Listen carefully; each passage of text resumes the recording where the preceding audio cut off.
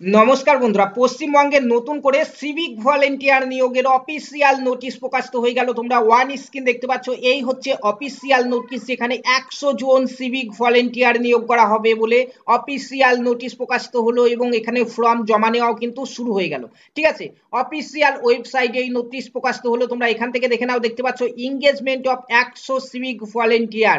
ঠিক আছে, তো বিস্তারিত আলোচনা করব এই নিয়োগ নিয়ে। এখানে কারা কারা আবেদন করতে পারবে, কিভাবে আবেদন করতে হবে, অলরেডি কিন্তু আবেদন শুরু হয়ে গেছে। তোমরা তোমাদের পুলিশ স্টেশনে তোমরা এই ফর্ম জমা করতে পারবে, যেটি এই নোটিফিকেশনের সঙ্গে দেওয়া হয়েছে। তোমাদের এক নজর দেখিয়ে দিই, দেখতে পাচ্ছ এই হচ্ছে application form for enrolment as civic volunteer.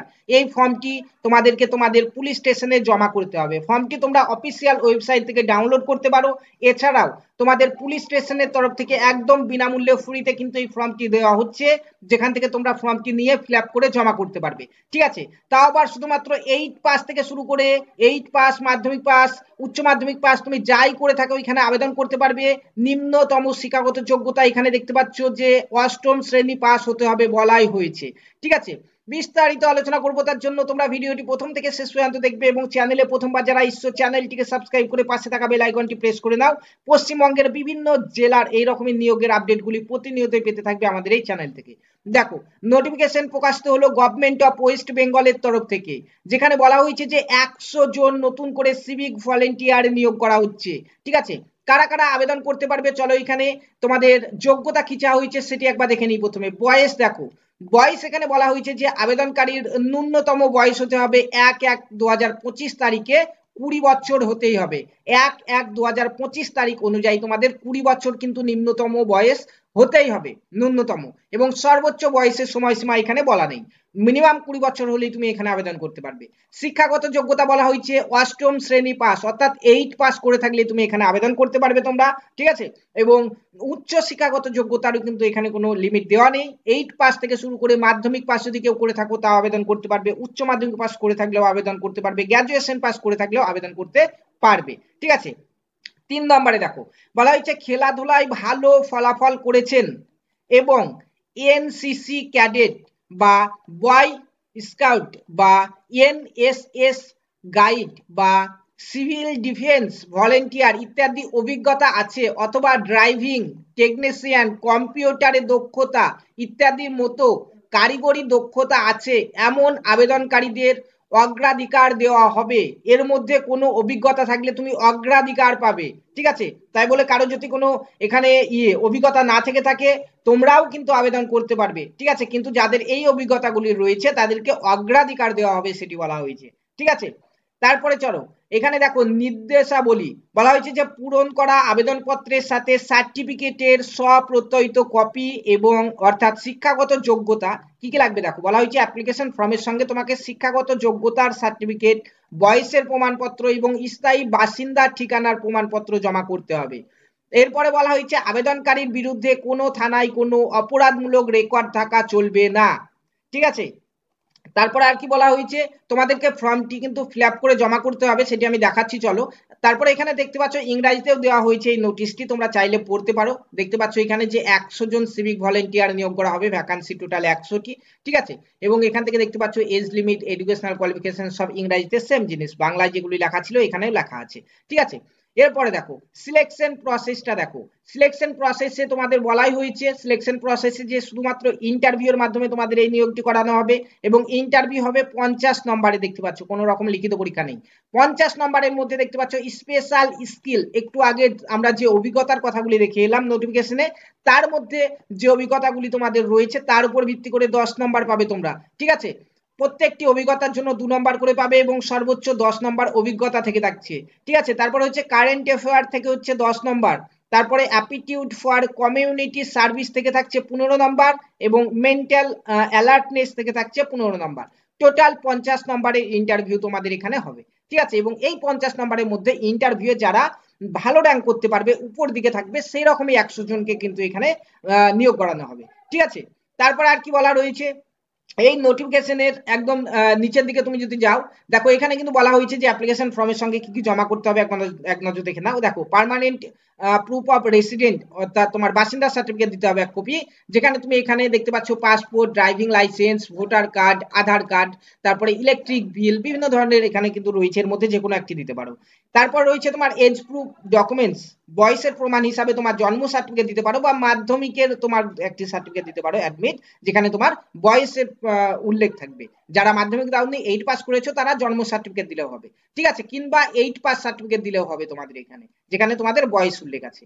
এরপরে এডুকেশনাল কোয়ালিফিকেশন প্রুফে তোমরা 8 পাস সার্টিফিকেট বা 8 এর থেকে উপরে যে কোনো তোমার কোয়ালিফিকেশন থেকে আছে, যেগুলি মাধ্যমিক, উচ্চ মাধ্যমিক, গ্র্যাজুয়েশন যাই বা থাকুক কেন, তুমি এখানে দিতে পারবে, ঠিক আছে।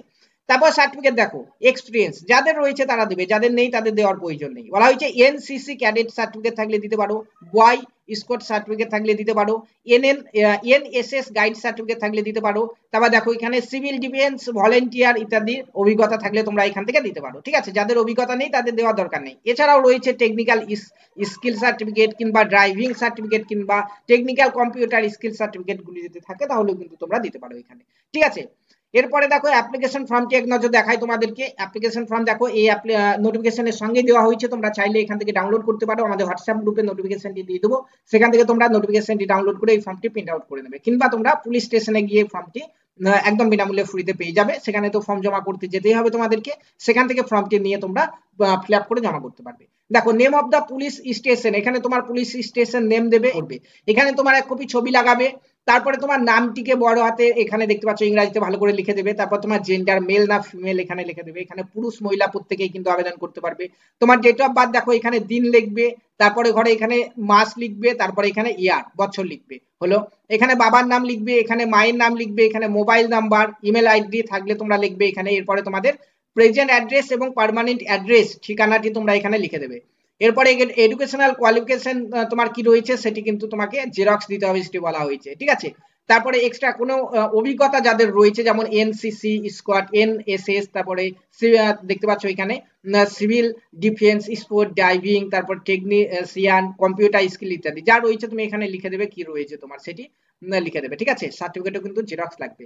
কোন রকম ক্রিমিনাল কেস রয়েছে কিনা তোমার নামে সেটা এখানে কিন্তু তোমাকে টিক করতে হবে, যদি থেকে থাকে ইয়েস করবে, এবং কি সেটি কিন্তু ডিটেলস এখানে লিখবে। আর যাদের নেই কোনো রকম কেস কোনো থানাতে, তারা এখানে নো করে দেবে, এখানে লেখার কিছু নেই, ঠিক আছে। এরপরে নিচে এসে এখানে একটি সিগনেচার করবে, এখানে ডেট, এখানে প্লেস লিখে তোমরা এখানে কিন্তু এই ফর্মটিকে জমা করে দেবে, ঠিক আছে। ফর্মটি জমা করবে, এখানে ফর অফিস ইউজ যেখানে রয়েছে এখানে তোমাদেরকে সম্ভবত অ্যাকনলেজমেন্ট স্লিপ দেওয়া হবে, ঠিক আছে।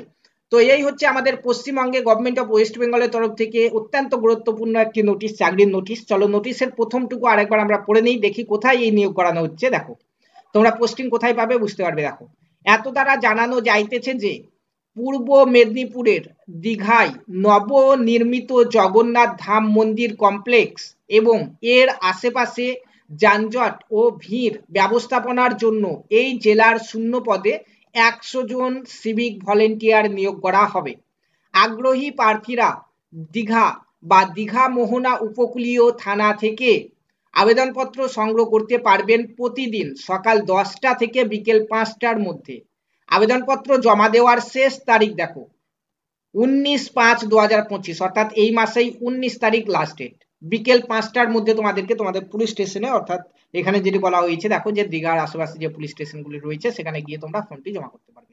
এরপর আবেদনপত্র জমা দেওয়া হবে, দেওয়া হলে তা গ্রহণ করা হবে না, অর্থাৎ 19/5/2025 পরে কোনো ফর্ম আর জমা নেওয়া হবে না, ঠিক আছে।